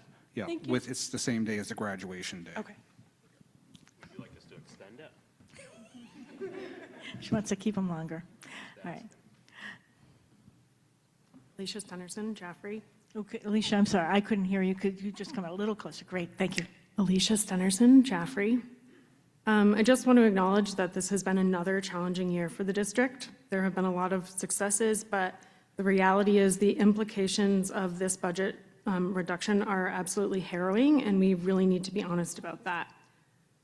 Through working together for Jaffrey Ringe, we've had a lot of conversations both online and across the community, and heard a lot of messaging around people saying that they care about children, but they're tired of rising property taxes.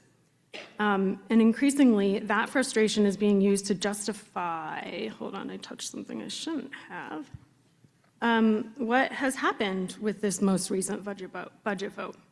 I want to challenge that narrative a little bit. If residents were truly concerned about their property taxes and truly committed to the well-being of the children in this community, they would be paying attention beyond this room. They would be paying attention to Concord.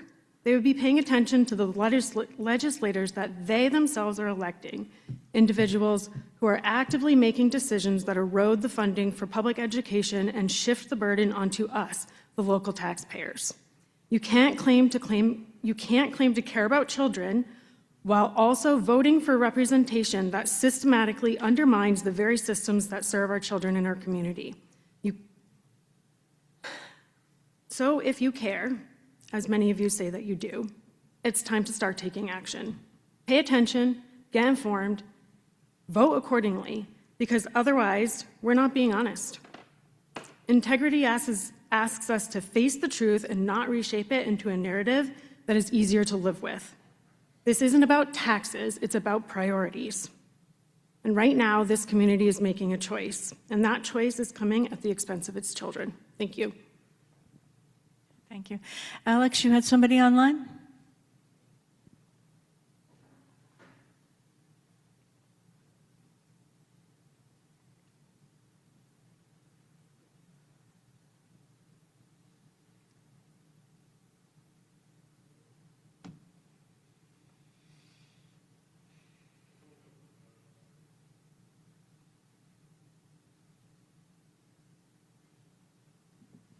Anybody there?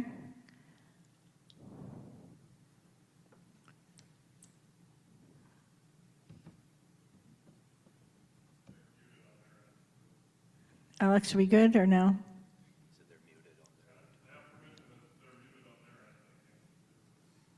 Muted on your end. Okay.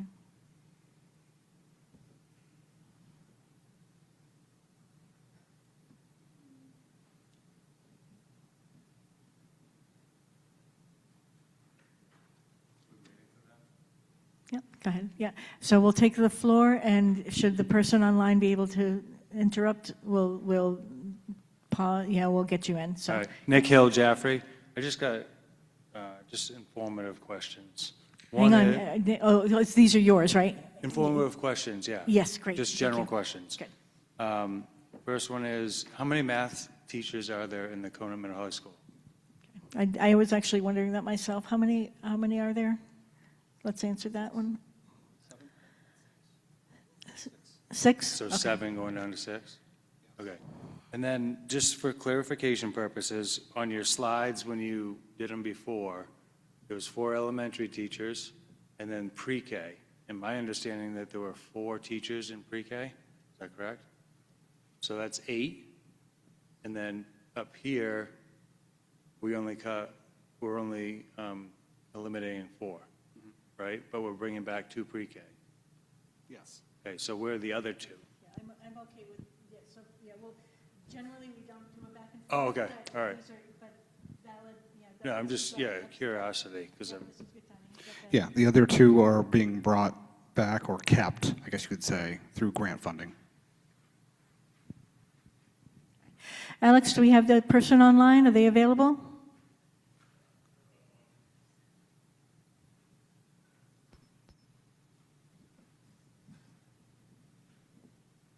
Hello. Hi. Hi, John McCarthy, Jaffrey. I just wanted to say that I know this is hard, and that I appreciate what you've been doing, and I hope that as you work through this, you're going to feel good about what you've done and that it's the best you can do. And I wanted to mention that I think that the direction that you've gone tonight seems, to me at least, like a good direction. I've mentioned before in a previous meeting that trying to maintain your staff is really important, and it's not going to be easy. And, if you get retirements or attrition for other reasons, I guess that's all to the good because it gives you more flexibility. But specifically, the activities director position, I think, has been a very important part of the structure of our award-winning Conant Middle High School. And somebody mentioned in a meeting going back a few months ago that having a 7-hour school day that's augmented by a 3 or 4 hour activities program after school, including sports, robotics, National Honor Society Interact, and so many other programs, is a way to really kind of elevate what we do for a very low cost compared to a $33 million budget. I mean, activities and athletics is not inexpensive, but compared to what we spend to get those extra 3 or 4 hours is awesome. And for many kids, it's probably the most important 3 or 4 hours. And the person running that is an integral part of this team and this school system. And I think some people close to this have seen that and understand it. So I hope you all come to feel good about what you're doing, even knowing that it's not easy. Thank you. Thank you, Jim. Alex, is there anybody else online? Okay. All right. We need to move on. Nick, you had one more? Okay, real quick. Yeah. Nick Jaffrey, are I don't know if this is a recommendation or maybe a suggestion, but I think that it would be wise for the board to figure out what athletics and activities look like for next year. Given the state of where we're at, I think it would be helpful and beneficial for families across the communities to see what direction we're going for next year. And it'll help with the local rec departments, the local leagues, the other local activities to see how we can help to manipulate what needs to be done. But I think it would be very valuable to let people know, families know, what that looks like. I strongly encourage that. We lost a few athletes last year, and I expect to lose more athletes next year if we don't have some sort of proposal or idea of like what that's going to look like. Thank you. All right, so I have two board matters. We had talked previously about changing the public meeting time to 6 o'clock. Now that we've moved our non-publics later to accommodate the right to know laws. Is there a motion to move our public meetings going forward to 6 o'clock?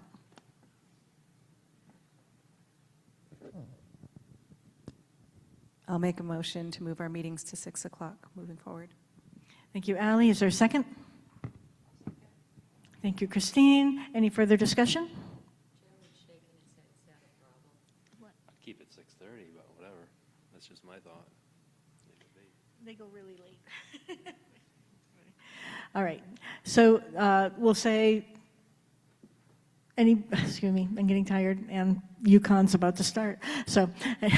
So sorry, little plug. All right. Yes, is there discussion or vote? I just want to say 6:30 is better because I'm coming from Concord a lot and sometimes the traffic is a little dicey. Okay, so Judy is saying 6:30 is better for her due to new position. Jared, 6:30 is better for you? Okay. All right. Any further discussion? All right. All right, let's do one more informal then. Is 6:30 okay with people? Raise your hand, yes? Keeping it at 6:30, okay? Great, then we're taking it off the table. Cool. Committee assignments.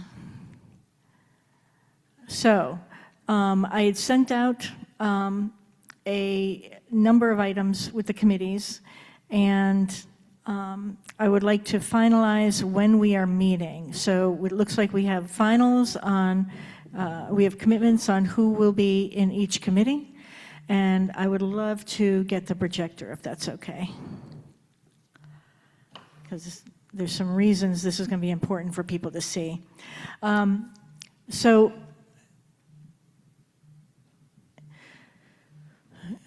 The majority of the school board's work actually happens in committees, and this is where we're going to be having a lot of these hard conversations about how to create sustainable movement forward. On the screen you can see we've changed a couple of our committees and put in when some things like policy committee has already met, we're going to keep it for the first Thursday of the month. And so we've had our April meeting.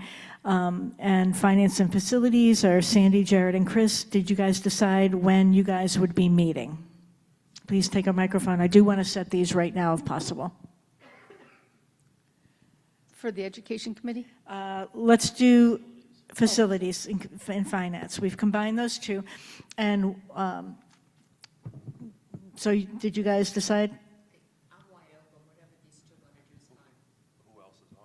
Right here, Sandy, Jared, and Chris. Yep. There can't be 4 or it becomes a board meeting. So this is a committee meeting where you guys bring stuff to the board. So it can only have a cap of 3 members. Other board members are always welcome to attend them as a community member. And community members are always welcome to these. I do want to mention, especially with the finance facilities, that the Ringe Selectmen have appointed a budget advisory person, Carlene Walters. Carlene, are you here? You? Is Walter? Walter, excuse me, I'm sorry about that. So everybody, please say hi to Carlene. Carlene has agreed to, I know, it's huge, and to get one right now instead of in November is amazing. So I really want Carlene to be able to know when the finance facilities meetings are happening. I think a great deal of our work is going to be fine-tuning how we create sustainable moving forward. So does facilities finance know when it will be meeting? They do not. Okay, so for the next meeting, please have that date. Please talk amongst yourselves to get that date, okay? And if you can have a chair by then, that'd be great, okay? All right, and then as soon as we have that, let me know, and I'll get it to you, Carlene. And in our articles of agreement, Ringe can have 2 budget advisory members, and Jaffrey can have 2. So if anybody knows people that should, you know, it's supposed to be selectmen, and then the selectmen can appoint. So it has to be an appointment by the selectmen to be part of it. And this is an advisory thing. They help us with the budget. They help us know the direction. So it's an important role. Please talk to your community or stand up and be the part of this. Okay, policy committee met, wellness committee, Judy, Sandy, and Ally. Do you guys have a meeting time? No? Lisa, I think I took my name off wellness. Okay. Moved it to communication. Because you were doing a lot. Got it. Good, you were doing a lot. So Judy and Sandy, do you guys know when you would like to meet? It's usually Heather that calls the meetings. It's the chair. So Heather will, okay. All right, so I'm sorry, you do have a date now? No?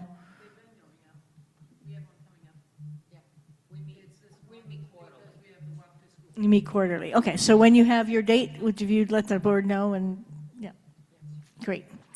All right, so Heather, I'm just going to put your name in there because you are instrumental in that. Thank you.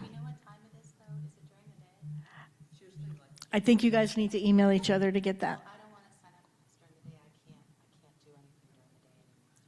Okay, so we will talk more about wellness. Does anybody else want to be part of wellness? Okay. We will talk more about that.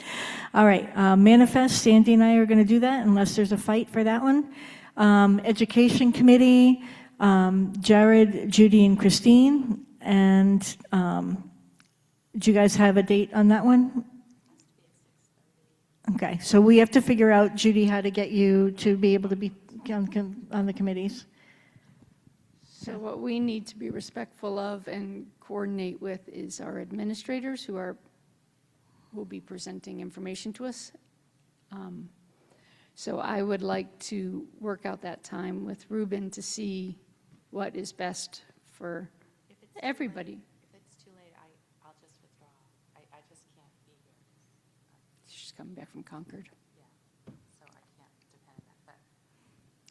Okay. But I'm happy, if you guys are happy, I'm happy to be the chairperson on that. And we'll work with Ruben to come up with a time that as many people as possible can meet. And if we need another person on the wellness committee, I'm happy to do that. All right, and then we have communications committee with Ally and Chris. And did you guys just decide on a time? No. Okay, we're going to come back to this. So I know we've been focused on the budget. This is where all the real action is going to be happening. So I would love within the next 2 weeks if you guys kind of finalize these. That'd be great. Thanks. All right, and then back to the agenda. All right, so we are going to need a motion to enter into non-public for purposes of personnel, and then after that, we will be coming back into public. So one question, under board matters. Under board matters, yep, go ahead, Sandy. It's on, okay. Ruben, just a quick question. So Dover dropped school care insurance because, of course, they got a bill for $1.7 million. I know we met, was Cigna one, they went with Cigna.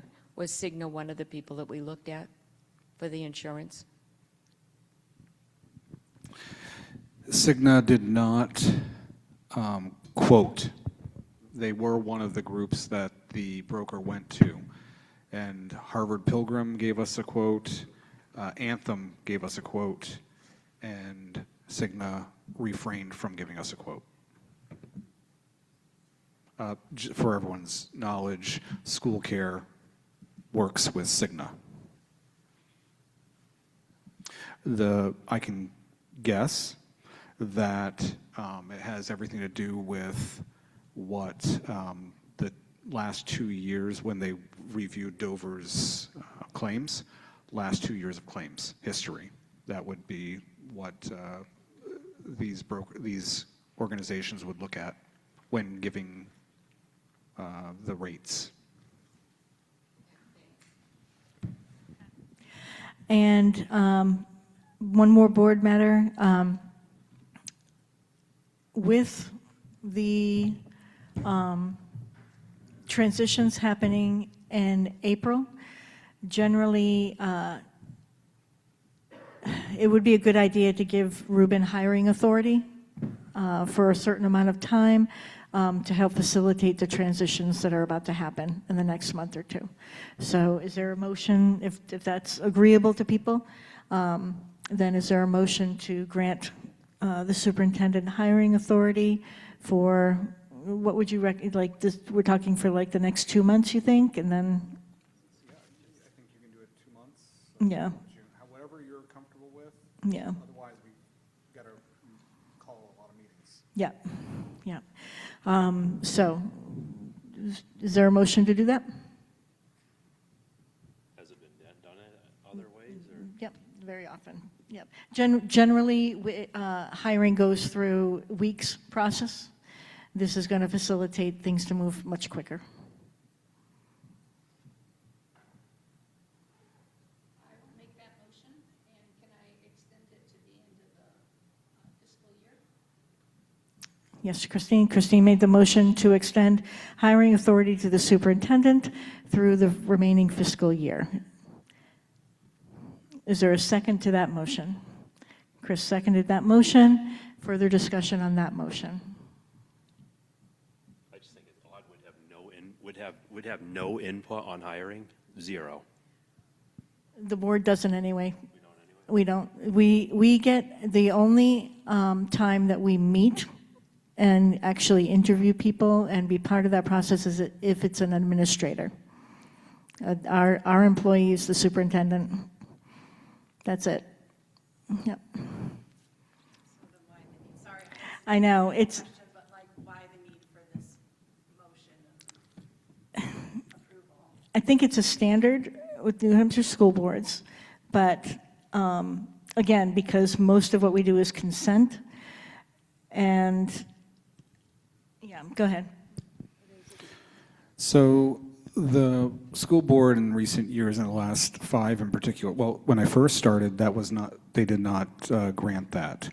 But the hiring processes in the state of New Hampshire were very different even for the first 5 years. The last 5 years, especially since COVID, the hiring practices at schools go very, very quickly.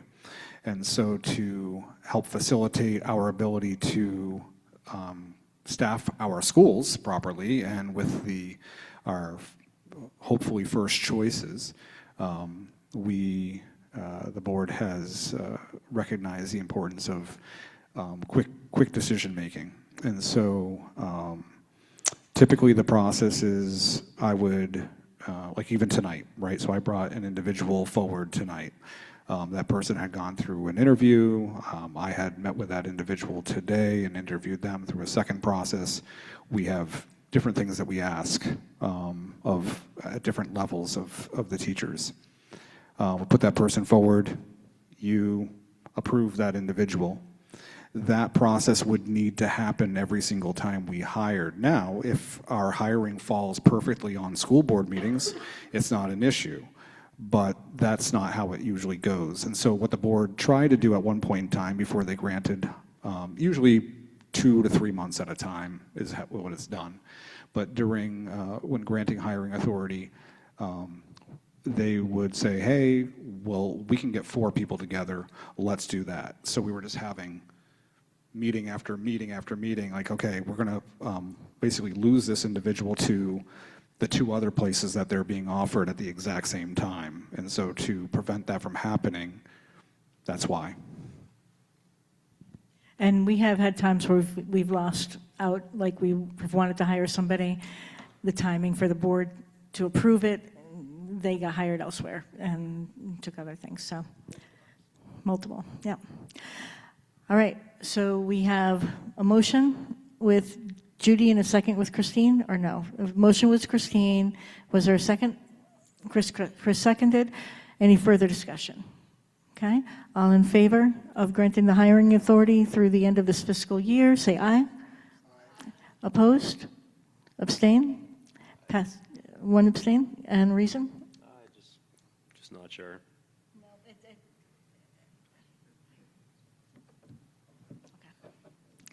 All right, so we have, that's 601. All right, so we need a motion to move into non-public for purposes of reputation.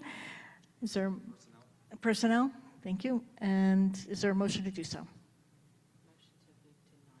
Thank you, Judy. Is there a second? Thank you. And all in favor say aye. Aye. And opposed and abstain? Passes 7-0.